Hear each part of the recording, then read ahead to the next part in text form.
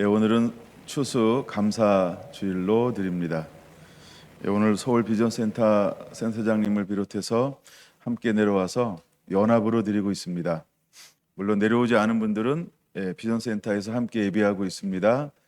함께 예배하는 분들을 환영합니다. 그리고 오늘 우리 집사님 함께 늘 우리에게 자매님이었어요. 김지선 자매님 환영합니다. 자매님은 저희 교회랑 특별한 인연이 있습니다. 약간 늘 제가 기억하는 것은 제가 목사 안수를 받고 남자 세례 1호는 목사님이 되셨고 우리 자매님이 제가 세례를 준 1호입니다. 그래서 언제나 반갑고 또 늘 환영하고 마음속에 있습니다. 또 매일매일 우리 사랑하는 형제님이 이렇게 말씀을 저한테 보내주세요. 얼마나 감사한지 우리 박수로 환영하겠습니다. 또 오늘 같이 우리 오셔서 예배하심을 환영합니다. 환영합니다. 자, 말씀을 함께 보겠습니다.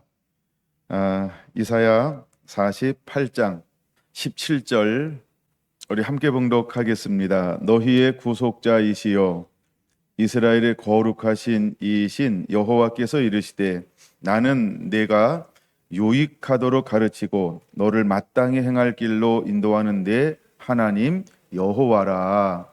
아멘. 아멘. 감추어진 것을 드러낼 사람 두 번째입니다. 감추어질 것을 드러낼 사람 두 번째, 이사야 18번째 시간입니다. 오늘은 추수감사주일입니다. 제가 본문을 절기의 말씀을 택하지 아니하고 이 말씀을 이어서 하려고 합니다. 자, 하나님은 이스라엘의 제약에도 불구하고 여전히 은혜와 공유를 베풀어 주신다라고 하는 것을 이제 이사야서를 통해서 우리에게 지속적으로 보여주고 계십니다. 언약 백성에게는 회개의 기회를 마련하여서 하나님은 끊임없이 구원해 주기를 원하시고 있구나라고 하는 것을 이제 50장, 49장, 48장, 40장 아니 1장에서 50장까지 끊임없이 우리가 아버지의 마음 하나를 발견할 수 있습니다. 그게 무엇이냐 하면 하나님은 이스라엘을 그냥 사랑하는구나. 잘나서 사랑했고 못나서 사랑하고 참 착해서 사랑하고 속상하게 해서 사랑하고 하나님은 이스라엘이 어떤 태도를 취하든 어떤 행동을 하든 어떤 마음을 먹든 하나님은 이스라엘을 사랑하시는 하나님, 그리고 그를 조건 없이 아낌없이 구원해 내기를 원하시는 그 아버지의 마음을 이사야서를 통해서 우리에게 충분히 보여주고 있다는 겁니다.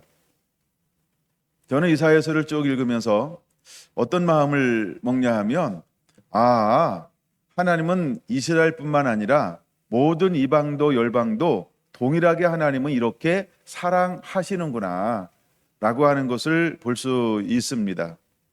자, 오늘 거기까지 이제 복음을 나눠야 되는데 하나님은 이스라엘을 구원할 뿐만 아니라 하나님은 이방인도 구원하기를 원하신다라고 하는 거예요.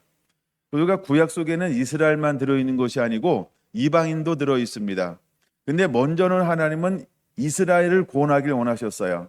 그래서 이스라엘 하나님이 택하셔서 하나님이 삼기를 원하는 것이 있죠. 요걸 제가 요즘에 계속 나누고 있는 거예요. 하나님은 이스라엘을 하나님의 거룩한 제사장 나라가 되기를 원하는 거예요. 그러니까 하나님을 그대로 보여주길 원하는 거죠.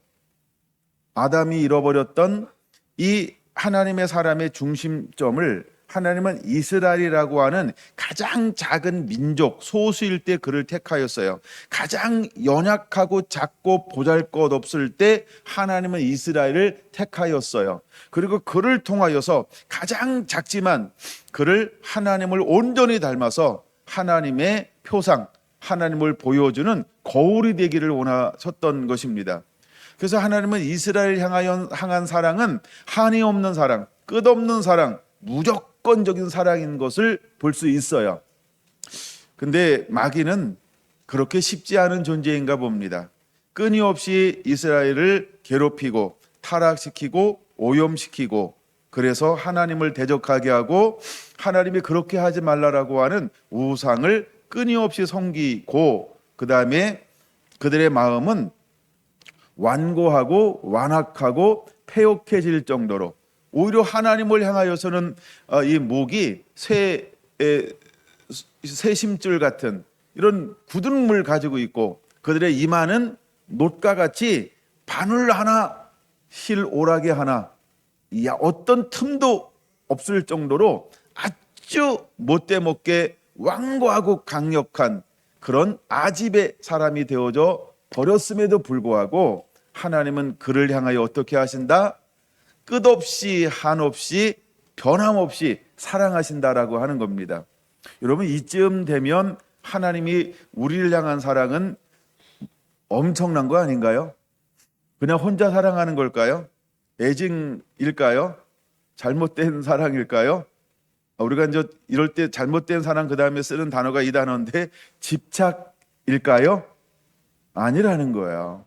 여러분, 우리는 그렇게 느껴질 수 있어요. 왜 자꾸 날 쫓아다녀? 왜 그렇게 나를 못 잊는 거야? 이럴 수 있어요. 그렇죠? 아우, 잘났어 정말. 우리가 막 도망 다닐 때 하는 표현이잖아요. 근데 하나님은 이스라엘 향하여 어떻게 하신다고요? 막 집착하듯 하나님은 이스라엘을 사랑하신다는 거예요.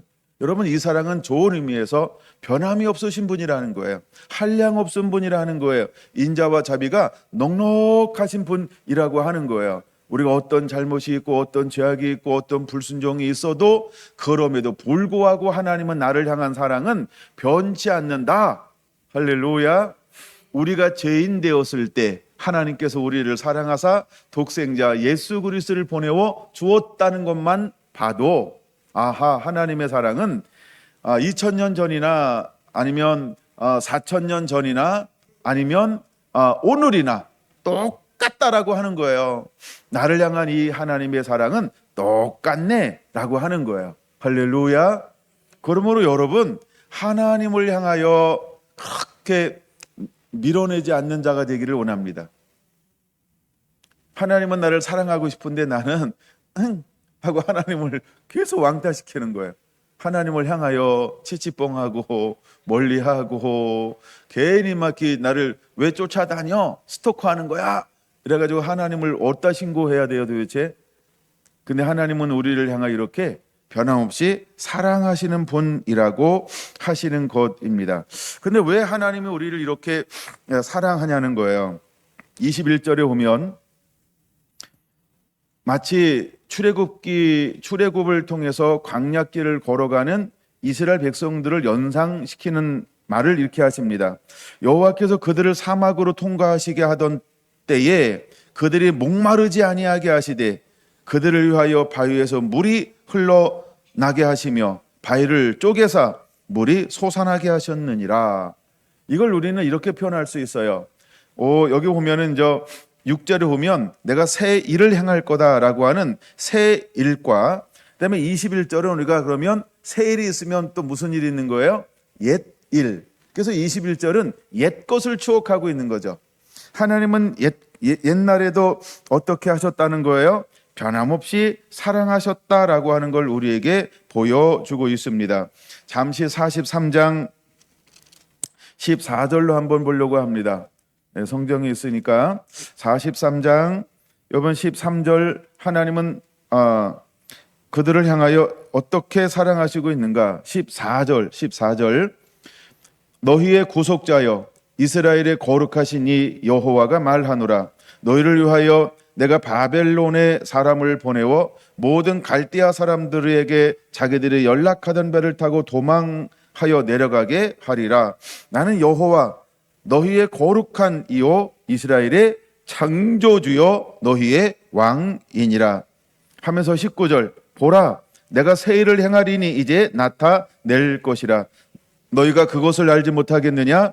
반드시 내가 광야의 길을 사막의 강을 내리니 장차 들짐승 곧 승냥이와 타조도 나를 존경할 것은 내가 광야의 물을 사막의 강들을 내어 내 백성 내 택한 자에게 마시게 할 것임이라. 이 백성은 내가 나를 위하여 지었나니 나를 찬송하게 하려 함이니라. 아멘.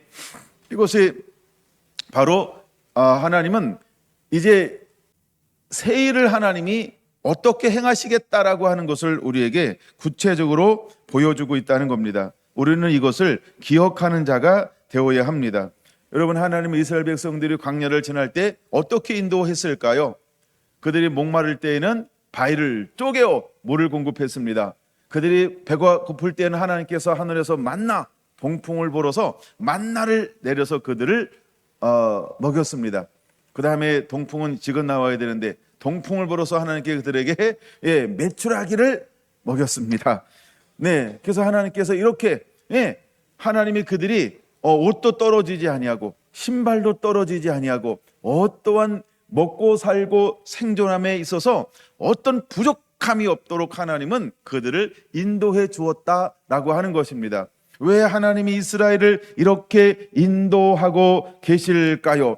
이것은 43장 15절에 보여주고 있는 것처럼 나는 여호와다, 너희의 거룩한 자이다 라고 소개하고 있다는 겁니다.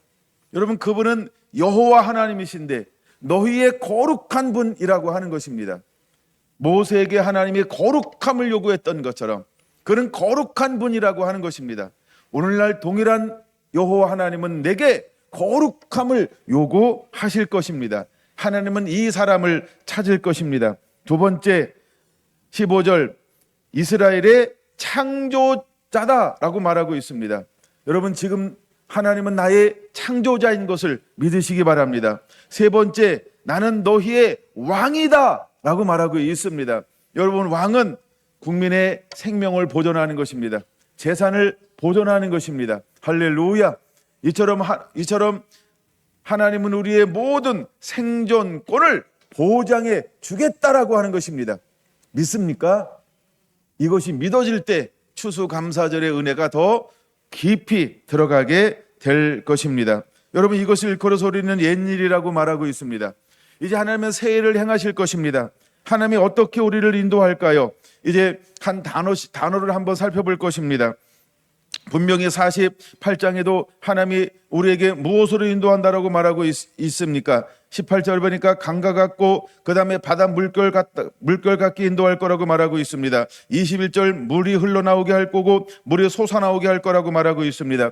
43장에도 이렇게 말합니다. 내가 사막에 강을 낼 것이다. 광야에 길을 낼 것이다. 광야의 물을, 사막의 강들을 낼 것이다 라고 말하고 있습니다. 그럼 이걸 우리가 세 단어로 압축할 수 있습니다. 강, 물, 길을 내리라 라고 말하고 있습니다. 여러분, 이 말을 들을 때 우리가 생각나는 단어 중에 하나가 아마 이런 하나님의 말씀일 것입니다. 나는 길이요 진리요 생명이니 나로 말미암지 않고는 하나님께 올 자가 없느니라. 할렐루야. 여러분, 예수님 자신이 하나님은 무엇으로 만들었을까요? 길로 만들었습니다. 진리로 만들었습니다. 할렐루야. 그래서 우리가 예수님을 통하지 않고는 하나님께 나갈 수가 없는 것입니다. 예수님만이 유일하게 하나님께 나아가는 길인 것입니다. 여러분, 예수님은 강인 것입니다. 예수님은 우리에게 물이 되어 주시는 것입니다. 그러면 강, 물, 이것을 하나님은 이제 이사야 좀 더 살펴볼까요? 35장에 하나님은 광야에 무엇을 내겠다라고 말씀을 하고 있을까? 35장 1절 먼저 봅니다. 강야와 메마른 땅에 기뻐하며 사망이 백합화같이 무성하게 피어 즐거워하게 할 것입니다. 무엇을 통하여 이 일을 행할까? 이사야 35장 6절은 이렇게 말합니다. 이는 광야의 물이 솟고 사막에서 시내가 흐를 것임이라. 뜨거운 사막이 변하여 못이 될 것이며 메마른 땅이 변하여 원천이 될 것이라. 9절, 거기에 대로는 길을 말하는 거죠. 그 길을 거룩한 길이라 일컫는 바 되리니 깨끗하지 못한 자는 지나가지 못하겠고 오직 구속함을 입은 자들을 위하여 있게 될 것이라 라고 말하고 있습니다. 여러분, 예수님 자신이 무엇일까요? 그는 강이라고 말합니다. 그는 물이라고 말합니다. 그는 길이라고 말합니다. 하나님은 우리에게 무엇을 열어 주시는 분일까? 여러분, 메마른 땅에, 광야에, 그 다음에 사막 같은 삶, 황폐하고 무너진 그 삶 가운데 예수님은 우리에게 무엇이 되어주시고 계신가요?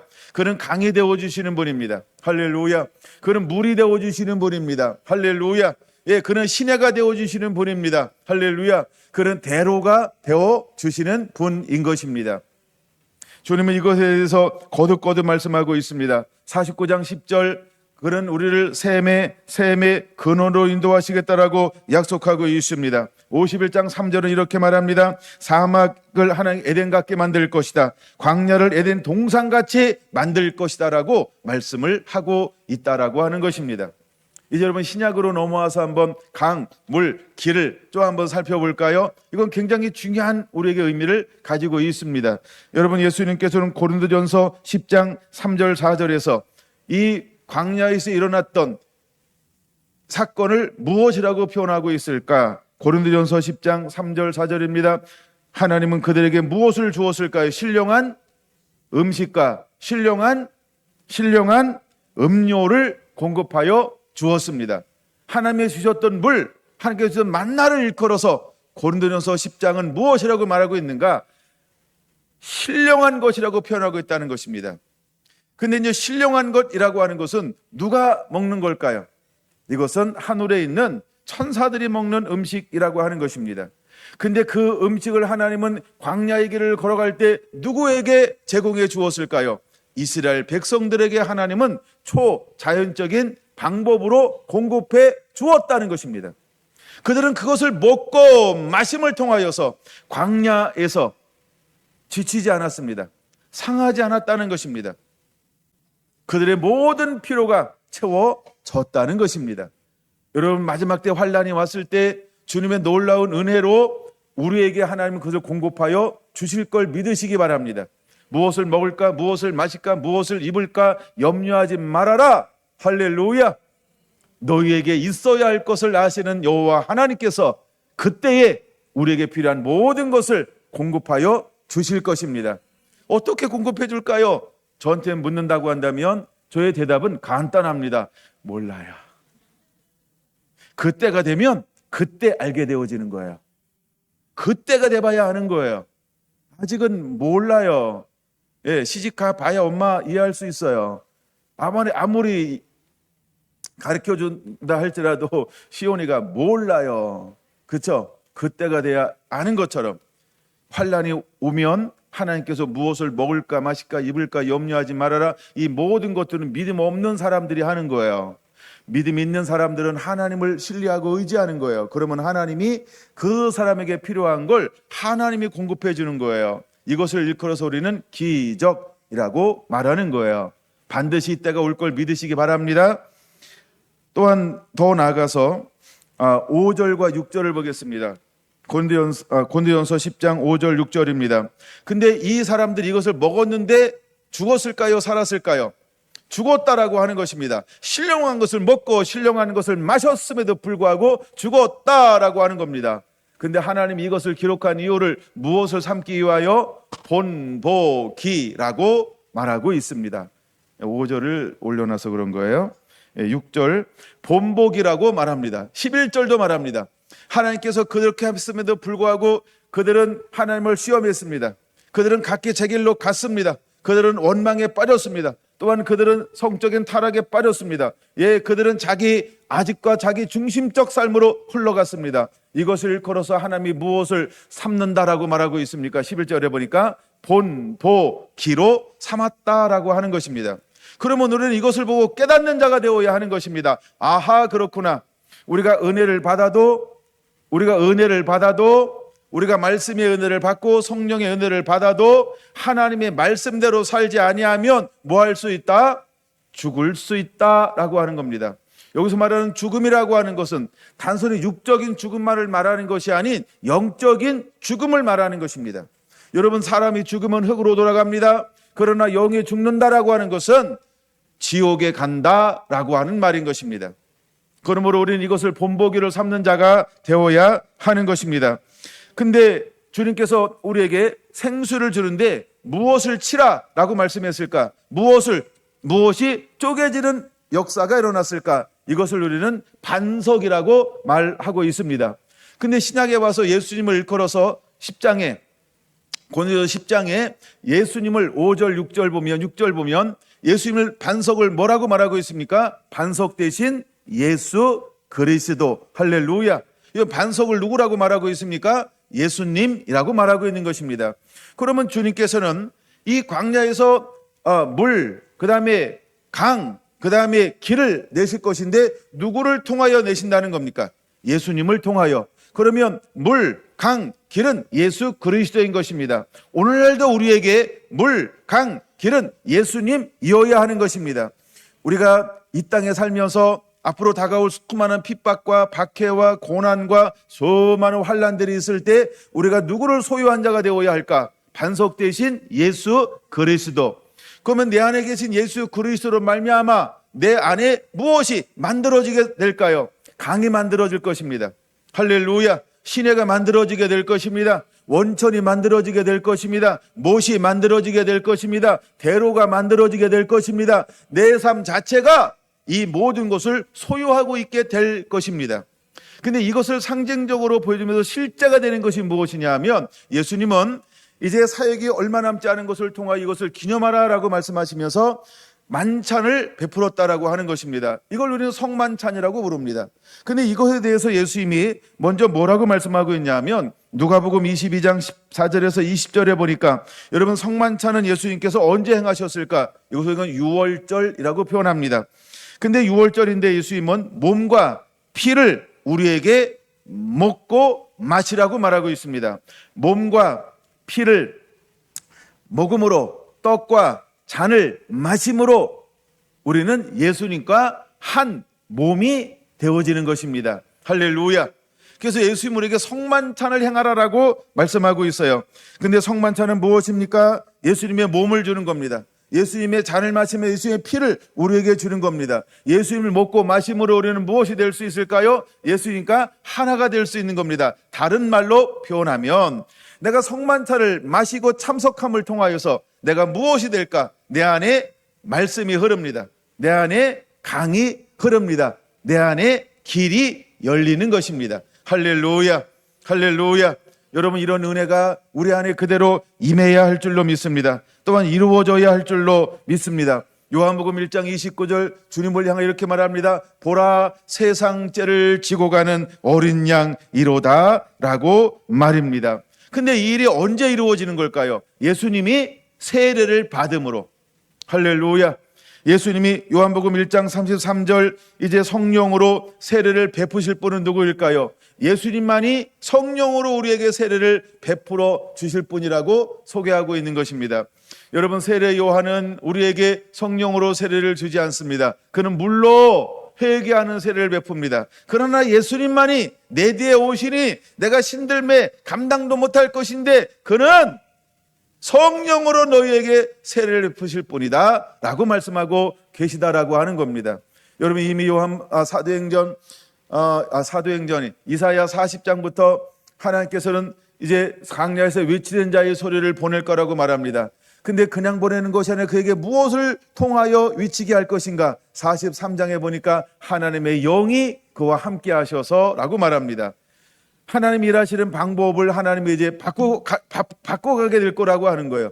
하나님은 기뻐하는 사람들을 찾을 것입니다. 예, 하나님은 이제 감추어진 것을 드러낼 사람들을 하나님이 부르실 것입니다. 그는 거룩한 분이기 때문에 우리가 준비되어져 있는 그 사람들 속에서 하나님은 택할 것입니다.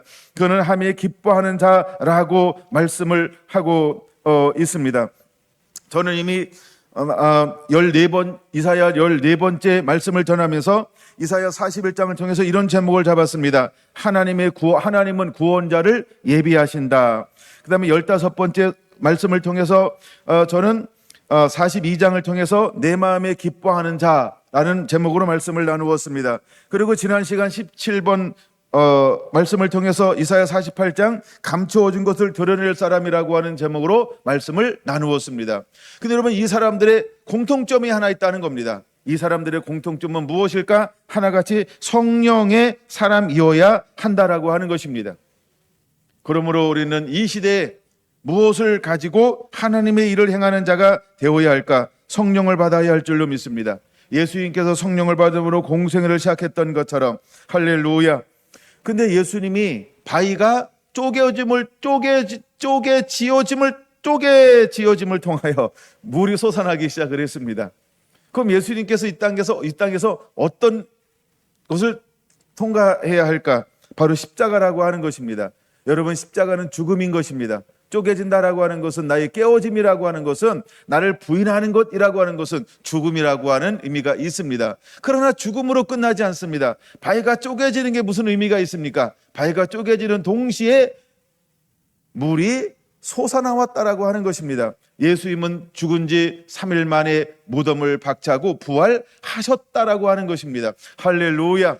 여러분, 이제 우리도 나를 위해 사는 것이 아니라 기꺼이 복음을 위해서, 예수를 위해서 죽는 자가 되어야 할 줄로 믿습니다. 내가 죽음으로 말미암아 내 안에 계신 복음이 나를 통하여 하나님이 흘러나가게 할 것입니다. 예수님은 하늘의 미랄이 되었습니다. 하늘의 미랄이 땅에 떨어져 썩지 않으면, 죽지 아니하면 하늘 그대로 있고, 죽으면 많은 열매를 맺느니라 말씀하고 계신 것입니다. 다 함께 찾아볼까요? 요한복음 16장 7절인 것입니다. 요한복음 16장 7절, 주님은 우리에게 분명히 말합니다. 내가 떠나가는 것이 너희에게 유익이라고 말입니다. 할렐루야. 아니, 함께 있는 것이 우리는 유익이라고 생각했습니다. 그러나 예수님께서 떠나가는 것이 우리에게 유익하다라고 말씀을 하고 있습니다. 그럼 예수님께서 떠나가는 것이 왜 유익일까? 12절에서 14절입니다. 떠나가야만 보혜사 성령을 우리에게 보내어 주시는 것입니다. 13절에 분명히 말합니다. 그를 보혜사 성령이 오시면 너를 모든 진리 가운데로 인도하서 그가 스스로 말하지 않고 오직 들은 것을 말하며 장래일을 너희에게 알리실 것이라고 말하고 있는 것입니다. 그러면 우리는 성령의 인도함 받는 자가 되어야 하는 것입니다. 마지막 때에 감추어진 것을 드러내는 사람은 어떤 사람일까? 성령의 인도함 받는 자라고 하는 것입니다. 여러분 모두가 성령의 인도함 받는 그 은혜가 임하게 되기를 예수님의 이름으로 축원을 드립니다.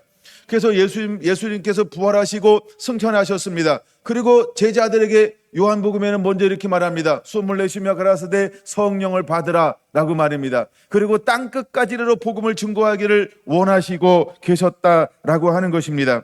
근데 요한복음 사도행전 1장 3절에서 5절 보면 부활하신 예수님께서는 제자들에게 행하신 일이 있습니다. 나에 관한 것을 자세히 풀어주기 시작했습니다. 이것을 영어로 봐야 더 잘 이해가 되는데 하나님의 나라에 관한 것을 자세히 풀어주었다. 하나님의 나라라고 하는 게 뭘까? 킹덤을 말하는 것입니다. 이제 하나님께서 창조하셨던 에덴 동산을 회복하는 것입니다. 지금도 하나님의 계시는 저 천국, 영원한 해본, 하나님의 계신 그것을 해본이라고 말하는데 우리는 그 하나님의 나라에 관한 것을 풀어주었다라고 하는 것입니다. 여러분 우리 안에도 무엇이 풀어져야 할까? 하나님의 나라의 복음이 풀어져야 할 줄로 믿습니다. 할렐루야. 근데 하나님 나라의 복음이 풀어졌습니다. 근데 이것만 가지고 되지 않는다라고 말하고 있는 것입니다. 제자들에게 분명히 말합니다. 어디를 떠나지 말라라고 말하고 있을까요? 어디를 떠나지 말라라고 말하고 있을까요? 예루살렘을 떠나지 말라라고 말하고 있습니다. 여러분 예루살렘은 오늘날 무엇을 말하는 걸까요? 여러분 교회를 떠나면 안 된다는 것입니다. 여러분 교회를 떠나면 안 된다는 것입니다. 주님은 어디로부터 시작할 거라고 말씀하고 있는 걸까요? 교회로부터 시작할 거라고 말합니다. 가나안 성도들이여 꼭 들으시기 바랍니다. 교회로 돌아오시기 바랍니다. 여러분 한국에 200만의 가나안 성도가 있다고 말합니다. 나는 예수를 믿지만 나는 하나님의 자녀가 되었지만 교회를 정기적으로 나가지 않는 사람이 200만 명이나 된다고 말합니다. 오! 근데 주님은 어디에서 시작한다라고 말하고 있을까요? 예루살렘이라고 분명히 말하고 있는 것입니다. 여러분 이제 우리는 이것을 잘 들을 줄 알아야 합니다. 우리는 이것을 듣고 깨닫는 자가 되어야 할 줄로 믿습니다. 여러분 우리가 이것을 잊어버리면 하나님 앞에 온전히 붙들려 쓰임받을 수 없기 때문인 것입니다. 이 부분을 좀 더 한번 좀 보여드릴까요? 예루살렘 가운데 복음이 임하고 성령이 임하였습니다. 이것이 우리는 예수님이 돌아가실 때가 AD 30년이라고 말합니다. 성령이 임하였습니다. 복음이 시작되는데 어디로부터 시작이 되었을까? 예루살렘부터 복음이 시작이 되었습니다. 유다로 넘어가는데 몇 년이 걸릴까요? 유다로 넘어가는데 복음이 몇 년이나 걸릴까요? 유다와 예루살렘은 거의 동시적으로 이제 복음이 번져가기 시작합니다. 또다시 묻습니다. 그럼 사마리아로 복음이 건너가는 데는 얼마나 걸릴까요? 사마리아로 복음이 건너가는 데는 얼마나 걸릴까요? 약 한 4년이 걸립니다. 약 한 4년이 걸립니다. 그리고 땅끝까지 복음이 이르는 데는 대략 얼마나 걸릴까요? 이건 공식적인 거라고 한번 생각해 봅시다. 사도행전 13장에서 드디어 하나님은 이방인을 향하여 누구를 공식적으로 파송합니까? 네, 복음을 전하는 하나님의 사람을 파송합니다. 그러면 이때가 몇 년쯤 되어질까라고 봤을 때 대략 45년경이라고 하는 것입니다. 이게 AD 45년경입니다. 그때서야 이것이 풀어지기 시작을 하는 것입니다. 그러면 성령이 임하고 말씀이 임하고 성령의 능력이 임하시면 너희는 권능을 받고 예루살렘과 온 유대와 사마리아와 땅끝까지 이르러 내 복음이 증거되리라 하시는 이 말씀이 얼마나 시차적으로 흘러가고 있는 겁니까? 처음에는 어디로부터? 예루살렘으로부터. 두 번째는 유다로부터. 나중에 이제 오후에는 제가 마가복음 1장을 보면 이것이 약간 뒤바뀝니다. 세례 요한을 통해서 세례 요한이 누구에게 복음을 먼저 증거할까? 이렇게 말합니다. 온 유대와 예루살렘과 이렇게 이제 복음을 증거하기, 회개를 선포하기 시작합니다. 근데 예수님의 복음은 예루살렘과 유대와 사마리아와 약 한 4년 걸리 공식적으로, 그 다음에 이제 빌립이 나가서 복음을 증거하는 게 약 한 34년이라고 말합니다. 그 다음에 사도행전 13장이 AD 45년인 것입니다. 그리고 사도 바울은 로마 감옥에 갇혀서 67년에 순교를 하게 되어지는 것입니다. 그리고 나가서 그렇게 복음을 전하는 거죠. 그런 다음에 여러분 잘 보세요. 예루살렘, 즉 유다가 몇 년에 또다시 로마에 의해서 멸망을 받습니까? 다시 말해서 예루살렘 성전이 몇 년에 완전히 파쇄가 되어질까요? AD 70년인 것입니다. AD 70년에 완전히 파쇄가 되어지는 것입니다. 그러면 복음이 들어왔어요. 몇 년 만에 파쇄가 되어졌어요? 40년인 것입니다. 우리 보통 40년을 한 세대를 기준하는 것이 두 가지 개념이 있어요. 하나는 또 개념이 좀 몇 개 더 있긴 하네요.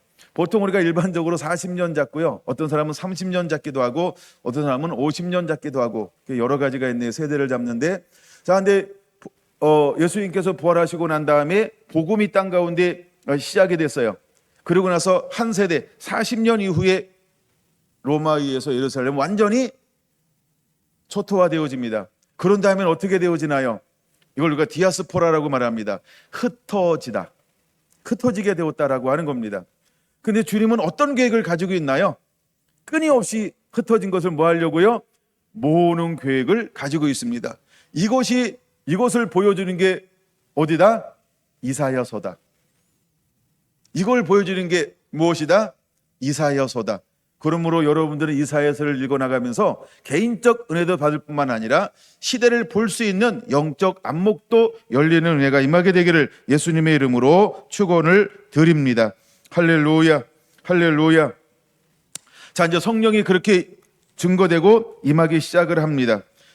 그래서 이방인에게 복음이 증거되어집니다. 사도행전 38장을 한번 보겠습니다. 사도행전 28장.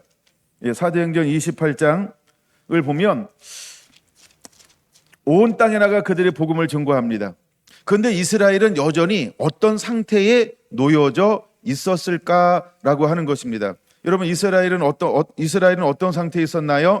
27절로 한번 볼게요. 이제 시간상.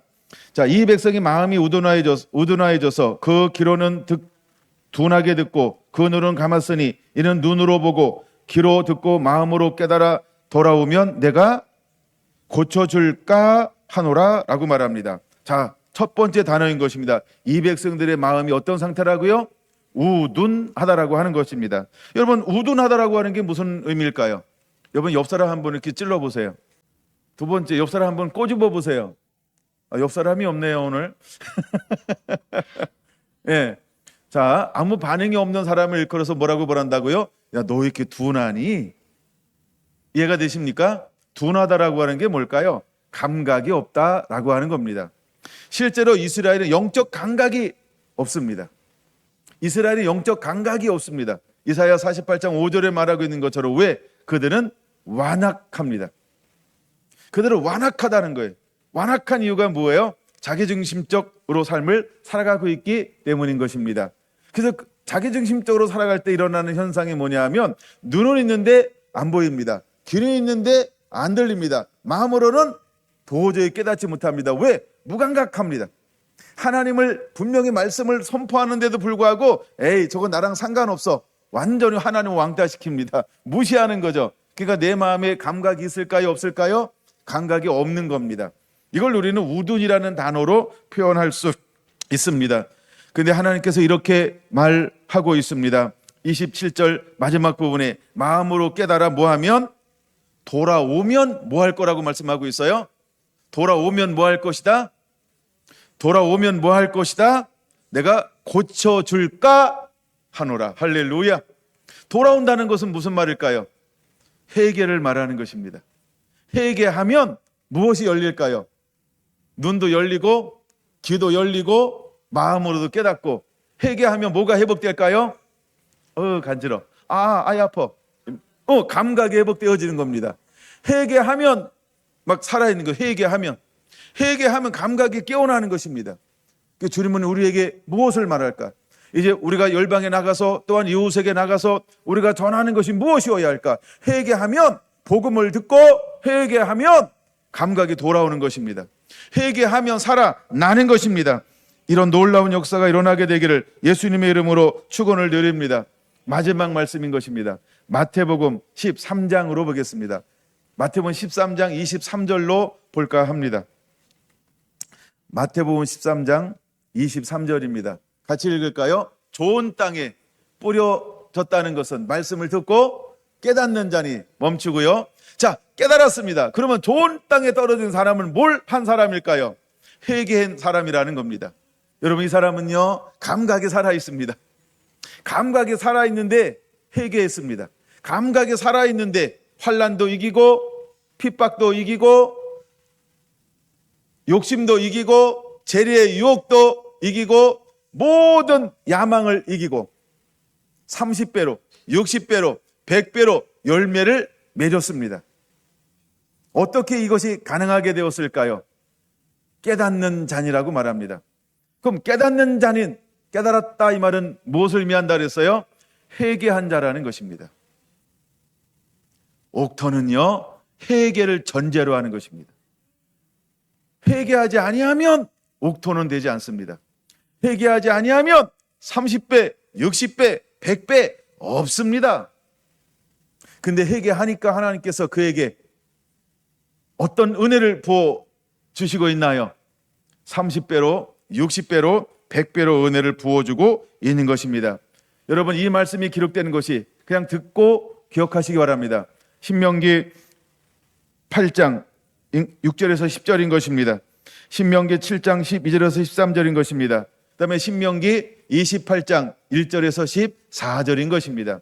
우리가 하나님의 말씀을 듣고 지켜 행하면 하나님이 복을 주겠다라고 약속하고 있습니다. 이것은 1차적으로 이스라엘에게 주신 것입니다. 2차적으로 이것은 예수를 믿는 하나님의 자녀들에게 주시는 놀라운 축복입니다. 3차적으로 이것은 앞으로 예수님의 자녀들 모든 사람들에게 주시는 하나님의 약속이라고 하는 것입니다.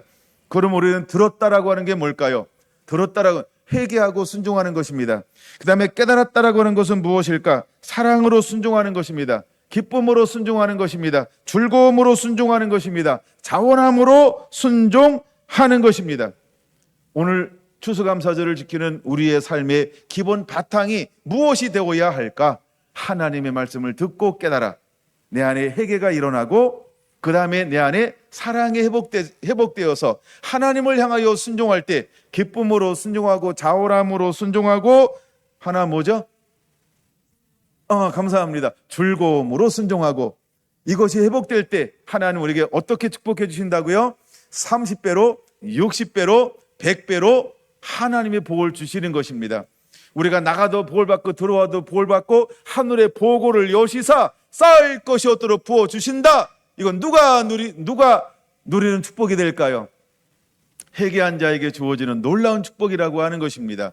그러면 우리는 듣고 회개하는 자가 되어야 할 줄로 믿습니다. 그 다음에 사랑으로 순종하는 자가 되어야 하는 것입니다. 그럴 때 우리의 모든 영역에 하나님이 형통의 은혜를 부어 주시는 것입니다. 오늘 추수감사절을 드리는 사랑하는 성결한 성도 한 분 한 분들 가운데 오늘 이 말씀의 은혜가 그대로 삶 세포 하나하나 깊숙하게 임하게 되기를 예수님의 이름으로 축원합니다. 아멘.